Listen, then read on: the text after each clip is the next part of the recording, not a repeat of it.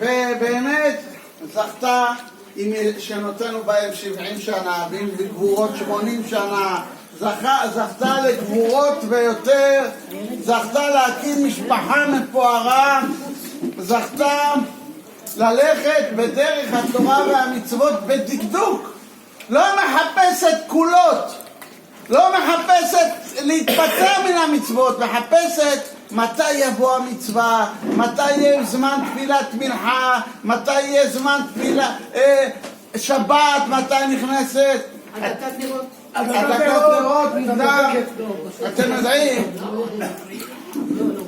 אתם יודעים שבהדלקת נרות אפשר להדליק שעה ורבע לפני השקיעה, ויש מקפידים שעה לפני השקיעה כדי שיהיה שעה ורבע לפני צאת הכוכבים. אז ההוראה באמת שעה לפני השקיעה אפשר להדליק. אם בטבריה מקבלים שבת חצי שעה לפני השקיעה לפי הלוח של המועצה הדתית ושל הרב אליהו כהן של רבי מאיר.